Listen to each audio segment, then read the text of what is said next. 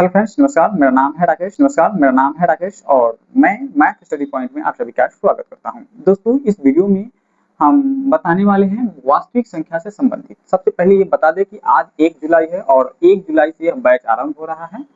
1 जुलाई 2026 से यह बैच जो है आरंभ हो रहा है और इस वीडियो में हम बताने वाले हैं वास्तविक संख्या रियल नंबर से बेसिक जानकारी। ठीक है, बेसिक से बेसिक जानकारी से लेकर के हम लोग चलने वाले हैं।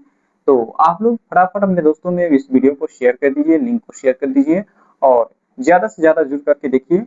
हमें पूरा विश्वास है कि आप लोग मेरा सपोर्ट एवं सहयोग जरूर करेंगे, क्योंकि जब आप लोग ही मुझे सहयोग करेंगे तो भी ही जाकर के हम भी आप लोग का सहयोग और सपोर्ट कर सकेंगे।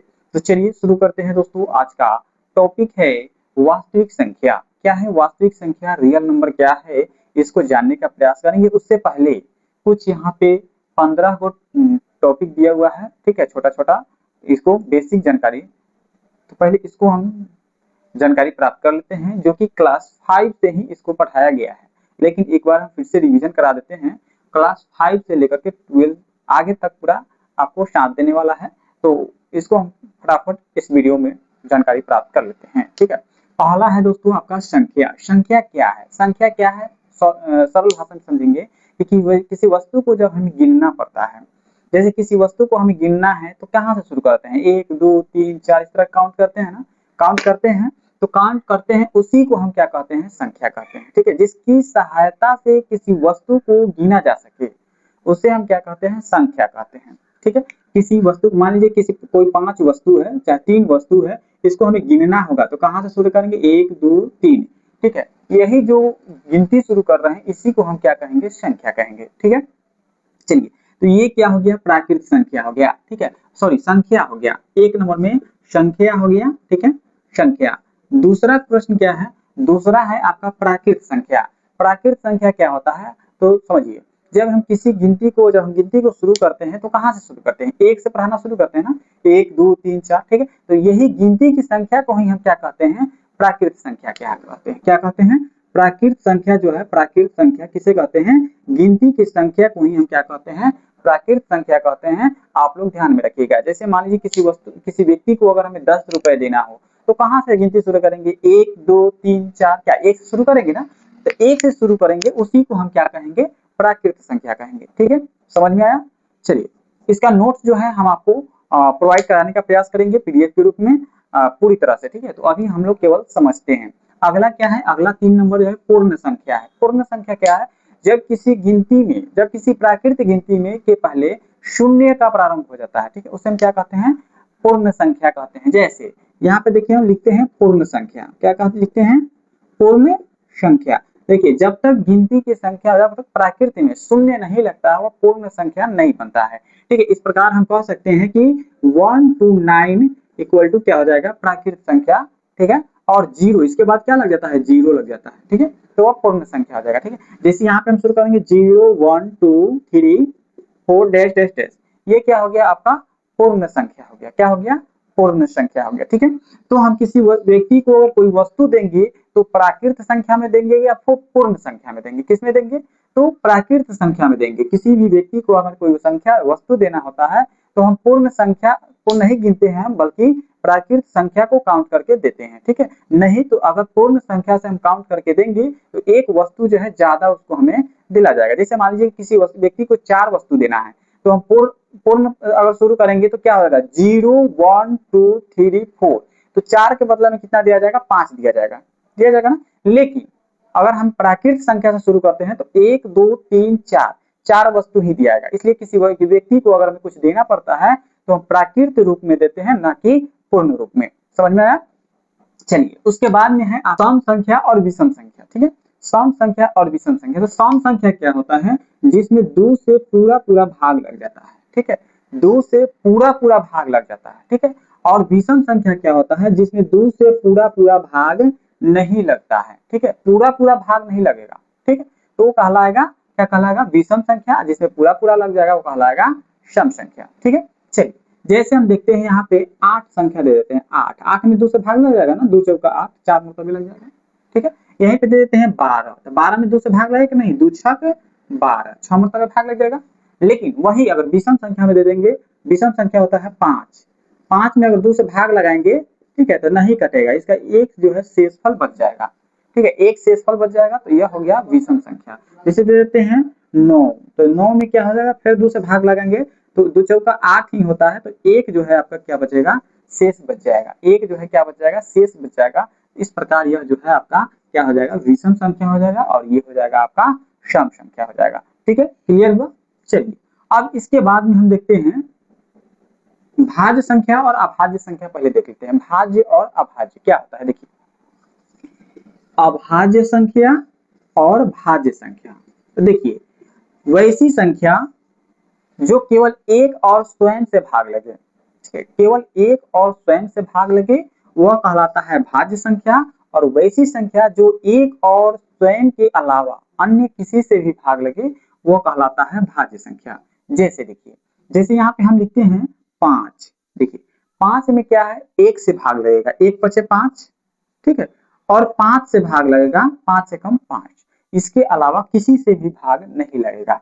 2 से भाग लगाएंगे तो भी नहीं लगेगा, 3 से लगाएंगे तो भी नहीं लगेगा, 4 से लगाएंगे तो भी नहीं लगेगा। ठीक है, तो एक और स्वयं से भाग लग रहा है तो वैसी संख्या का कहलाएगा भाज्य संख्या कहलाएगा। जैसे इसमें हम 2 अगर लिखेंगे तो 2 भी एक और स्वयं से भाग लगेगा, दूसरा किसी से भाग नहीं लगेगा। ठीक है, तो ये भी एक क्या हो गया, अभाज्य संख्या हो गया।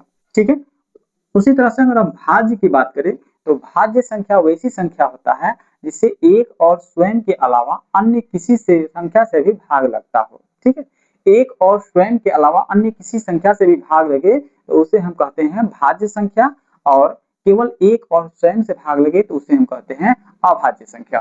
ठीक है, चलिए भाज्य संख्या का उदाहरण देखते हैं। जैसे मान लीजिए यहाँ पे देते हैं 9, क्या दे दीजिए 9, 9 में क्या है, एक से भाग लग जाएगा, 2 से भाग, 3 से भाग लग जाएगा और 9 से भाग लग जाएगा। देखिए एक और स्वयं के अलावा भी किसी संख्या से भाग लग रहा है, यहाँ पे देख रहे हैं ना, लग रहा है, तो ये क्या हो जाएगा, भाज्य संख्या हो जाएगा। क्लियर हुआ, भाज्य संख्या और अभाज्य संख्या क्लियर हुआ। चलिए अब इसके बाद में हम देखेंगे धनात्मक और ऋणात्मक संख्या क्या होता है। ठीक है, धनात्मक और ऋणात्मक संख्या क्या होता है। यहाँ पे देखिए, यहाँ पे लिखते हैं धनात्मक यानी धनात्मक, और यहाँ पे लिखते हैं ऋणात्मक। धनात्मक मतलब धन और ऋण माने कर्ज। ठीक है, धन मतलब धन होगा और ऋण मतलब कर्ज होगा। ठीक है, तो जिस संख्या के पहले जोड़ का चिन्ह हो, किसी संख्या के पहले जोड़ का चिन्ह हो या कोई भी चिन्ह नहीं हो, कोई भी चिन्ह नहीं रहता है तो भी जोड़ का चिन्ह रहता ही रहता है। ठीक है, तो ऐसी संख्या जो हो जाएगा ये सभी क्या हो जाएगा, धनात्मक संख्या हो जाएगा। ठीक है, 112, 118 ये सभी क्या हो गया, ये सभी धनात्मक संख्या हो गया। ठीक है, और यदि किसी संख्या के पहले घटाव का चिन्ह लगा हो, -112, -115, -90, तो ये सभी क्या हो जाएगा, ये सभी ऋणात्मक संख्या हो जाएगा। क्या हो जाएगा, ऋणात्मक संख्या होगा। अगर पहले ही बताए हैं कि किसी संख्या के पहले अगर कोई चिन्ह नहीं लगा हो तो ये भी आएगा किसमें, धनात्मक में आएगा, ऋणात्मक में नहीं आएगा। ऋणात्मक संख्या के पहले हमेशा माइनस का चिन्ह होता है, हमेशा घटाव का चिन्ह होता है, ध्यान रखिएगा, हमेशा घटाव का चिन्ह होता है। ठीक है, तो आपको पता हो गया होगा कि धनात्मक और ऋणात्मक में क्या अंतर है। धनात्मक संख्या के पहले जोड़ का चिन्ह होगा या कोई भी चिन्ह नहीं होगा, या और ऋणात्मक संख्या के पहले हमेशा घटाव का चिन्ह रहेगा। ठीक है, ध्यान में रखिएगा। चलिए उसके बाद अब आपको बताते हैं पूर्णांक संख्या। पूर्णांक संख्या अब आपको समझ में आएगा पूर्णांक संख्या क्या होता है। तो देखिए पूर्णांक संख्या क्या होता है कि पूर्ण संख्या होना चाहिए। जैसे मान लीजिए कि यहाँ पे 1 दे दिए, 1 2 3 4 5, ठीक है, ये हो गया पूर्ण संख्या। 0 भी अगर लिखेंगे वो भी पूर्णांक हो जाएगा, 1 2 3 4 -4 -3 -2 -1, माइनस का संख्या है ऋणात्मक संख्या हो जाएगा, ये 0 लग गया और ये धनात्मक हो गया, ये सभी पूर्ण संख्या है। ठीक है, तो वो पूर्णांक संख्या हो जाएगा। ठीक है, दशमलव में नहीं हो, अधूरा संख्या नहीं होना चाहिए, कोई भी संख्या हो अधूरा नहीं होना चाहिए, वो क्या हो जाएगा, पूर्ण संख्या हो जाएगा, पूर्णांक संख्या हो जाएगा। जैसे हम यहाँ पे लिखते हैं 4/2, ये भी एक पूर्णांक संख्या हो जाएगा। ठीक है, 4/2 लिखे, परमीय संख्या है लेकिन ये भी क्या हो जाएगा, पूर्णांक संख्या हो जाएगा। इसके अगले वीडियो में बताने वाले हैं। ठीक है, चलिए तो ये हो जाएगा आपका पूर्णांक संख्या। उसके बाद में अब आपको बताएंगे सह अभाज्य क्या होता है। ठीक है, आप लोग पढ़े हुइएगा सह अभाज्य, तो नहीं पढ़े हुइएगा लेकिन आपको बता दे कि मौसा पढ़े हुइएगा। क्या? महत्तम समावर्तक HCF आप लोग पढ़े हुइएगा, हाईएस्ट कॉमन फैक्टर। ठीक है, तो इसमें क्या होता है, जिस संख्या का मौसा 1 होता है, ठीक है, जिस संख्या का मौसा जो है 1 होता है उसको क्या कहते हैं, सह अभाज्य संख्या कहते हैं। क्या कहते हैं? सह अभाज्य कहते हैं। जैसे मान लीजिए इसका अगर हम मौसा निकालेंगे तो क्या हो जाएगा, 1 मरतबे 3 और बचेगा 1, 3 लगा के 3 कट गया, यानी मौसा कितना हो गया 1। 3 और 4 का मौसा क्या हो गया, 1 हो गया। दोनों एक दूसरे के सह अभाज्य हो गया। क्या हो गया, ये सह अभाज्य संख्या हो गया, यानी दोनों का मौसा जो हो रहा है कितना हो रहा है, 1 हो रहा है। ठीक है, तो चलिए आप लोग को इतना समझ में आया होगा। अगला हम देखते हैं, अगला स्टार पॉइंट जो है परिमेय संख्या और अपरिमेय संख्या, रेशनल नंबर और इरेशनल नंबर को हम समझते हैं। ठीक है, चलिए आप लोग को बताएंगे रेशनल नंबर और इरेशनल नंबर, अब आप लोग को बताएंगे। दोस्तों आप लोग हड़बड़ाइएगा नहीं, ये सब का आपका PDF आपको पूरा प्राप्त कराने का प्रयास कराया जाएगा, क्योंकि आप हमारे WhatsApp चैनल से जुड़ सकते हैं 9576014816। ठीक है, ये हमारा WhatsApp मोबाइल नंबर है जिस पर आप WhatsApp मैसेज कर सकते हैं और वहां से आप जो है इस सब का PDF बनाया हुआ प्राप्त कर सकते हैं। ठीक है, आपको WhatsApp चैनल का लिंक भी इसी नंबर पर मिल जाएगा, वहां से आप कनेक्ट होकर के जानकारी प्राप्त कर सकते हैं। चलिए अब हम देखते हैं परिमेय संख्या और अपरिमेय संख्या क्या है। परिमेय, अपरिमेय। देखिए परिमेय संख्या क्या होता है और अपरिमेय संख्या। परिमेय संख्या में होता है क्या, P/Q के रूप में होता है, जहां Q बराबर 0 नहीं होना चाहिए। Q का मान जो है 0 नहीं होना चाहिए। P का मान 0 हो सकता है लेकिन Q का मान 0 नहीं हो सकता है, ध्यान में रखिएगा। ठीक है, वो क्या कहलाता है, परिमेय संख्या कहलाता है। जैसे हम यहाँ पे लिखते हैं 5/3, क्या लिखें, 5/3 लिखे तो 5 जो है P है और Q जो है वो 3 है। ठीक है, 5/3 यानी P/Q के रूप में है, तो यह परिमेय संख्या हो जाएगा। वही हम लिखते हैं 3/0, क्या लिखिए 3/0, तो ये परिमेय संख्या नहीं होगा, क्योंकि पहले ही स्पष्ट कह रहा है कि Q का मान 0 नहीं होना चाहिए। Q का मान 0 होना चाहिए क्या, नहीं होना चाहिए। तो यहाँ पे Q का मान 0 हो गया, तो Q का मान 0 हो गया तो ये परिमेय संख्या नहीं कहलाएगा। ठीक है, अगर यहाँ पे खाली हम लिख देते हैं 5, ठीक है, तो 5 भी एक परिमेय संख्या है। क्यों है, क्योंकि हम बटा में 1 लगा करके 5/1 यानी Q का मान 1 करके हम इसको परिमेय संख्या के रूप में लिख सकते हैं। ठीक है, अब देखिए अपरिमेय संख्या क्या होता है, सो देखिए अपरिमेय संख्या होता है जिसका पूर्ण वर्गमूल नहीं निकल सके।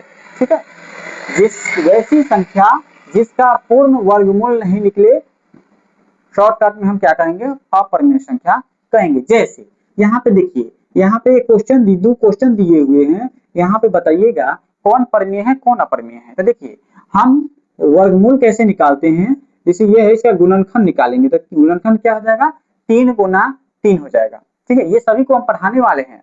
ठीक है, आने वाले समय में सभी को हम पढ़ाने वाले हैं, तो आप लोग एकदम पूरा चैनल को सब्सक्राइब करके एकदम जुड़ जाइए। ठीक है, तो ये जो है आपका जोड़ा लग गया और जोड़ा का एक निकल जाता है बाहर में, तो बताइए अभी बताए ना 5 एक परिमेय संख्या होता है, तो 3 भी तो एक परिमेय संख्या होगा, क्योंकि बटा में 1 लगा देंगे परिमेय संख्या हो जाएगा ना। तो ये परिमेय संख्या हो जाएगा, अपरिमेय संख्या नहीं होगा। ठीक है, अब यहाँ पर देखिए 2 नंबर में क्या है, √8 है, ये परिमेय संख्या अपरिमेय संख्या नहीं होगा। ठीक है, यहाँ पे √अंदर कितना है, 8 है। इसका हम वर्गमूल निकालेंगे तो देखिए 2 गुना 2 गुना 2, इसका गुणनखंड कितना हो गया, 2 गुना 2 गुना 2, गुना करेंगे 2 दूना 4 और 4 गुना 8 हो जाएगा, फिर हो जाएगा ना। तब बताइए इसका फिर जोड़ा लगाएंगे, क्योंकि हम जानते हैं कि रूट से एक जोड़ा के बदले में एक निकलता है। ठीक है, तो एक जोड़ा तो लग गया लेकिन ये तो जोड़ा नहीं लगा, ये तो रूट में ही रह जाएगा ना। तो बताइए जोड़ा लग गया, जोड़ा के बदला में निकल गया और एक अंदर ही रह गया। बताइए ये पूरा वर्गमूल निकला, इसका नहीं निकला। तो ये पूरा वर्गमूल नहीं निकला, इट मींस यह अपरिमेय संख्या है। क्या है, अपरिमेय संख्या है, ध्यान में रखिएगा। चलिए, तो समझ में आया परिमेय संख्या और अपरिमेय संख्या क्या होता है। चलिए, इसके बाद में हम देखेंगे दशमलव संख्या क्या होता है। ठीक है, दशमलव डेसिमल नंबर क्या होता है, देखिएगा दोस्तों, डेसिमल नंबर। चलिए, ये सब आपको नोट्स करने की जरूरत नहीं है, नोट करने की जरूरत नहीं है। बार बार कह रहे हैं कि व्हाट्सएप नंबर जो है आपको दे दिए हैं, आप मैसेज के माध्यम से इसका पीडीएफ मंगा सकते हैं। आप पीडीएफ लेकर के याद कर सकते हैं, याद रख सकते हैं, पढ़ सकते हैं। ठीक है, चलिए अगला देखते हैं दशमलव संख्या। क्या है दशमलव संख्या। देखिए, किसी भी वस्तु को, किसी भी संपूर्ण वस्तु को अधूरा बांटने के क्रम को हम क्या कहते हैं, दशमलव कहते हैं। यानी किसी भी एक वस्तु को बांटने वाले क्रम को हम क्या कहते हैं, टुकड़ा करना। किसी वस्तु को टुकड़ा करना क्या कहलाता है, दशमलव कहलाता है। जैसे मान लीजिए एक, ये जो मान लीजिए एक रोटी है, क्या है, एक रोटी है और दो लोगों में बांटना है। कितने लोगों में बांटना है, दो लोगों में बांटना है। ए है और ये बी है। ए नाम का व्यक्ति है और ये बी नाम का व्यक्ति है और इस रोटी को हमें बांटना है। तो क्या करेंगे, आधा आधा रोटी देंगे ना, आधा इसको रोटी दे देंगे और आधा इसको रोटी दे देंगे। क्या, आधा आधा रोटी दे देंगे, यानी 0.5, 0.5 यानी 1/2, 1/2 आधा आधा रोटी दे देंगे। दशमलव में आ गया, आया ना दशमलव में, यही क्या हो जाएगा, दशमलव संख्या हो जाएगा। अधूरा संख्या को क्या कहते हैं, दशमलव संख्या कहते हैं। ठीक है, तो आप लोग ध्यान में रखिएगा, अधूरा संख्या इट मींस दशमलव संख्या डेसिमल नंबर होता है। ठीक है, तो दोस्तों हड़बड़ाने की जरूरत नहीं है, मैथ एकदम बिल्कुल आसान है, गणित बिल्कुल आसान है, आप लोगों को बिल्कुल समझ में आएगा। ठीक है, तो चलिए ये हो गया आपका 10 डेसिमल नंबर। जैसे आप यहाँ पे लिखते हैं 5/2, इसको भाग लगाएंगे, दशमलव में कटेगा, 2 दूना 4, दशमलव 2 पचे 10, कितना हो गया 2.5, यही हो गया डेसिमल नंबर। ठीक है, लेकिन वही हम लिख देंगे 4/2।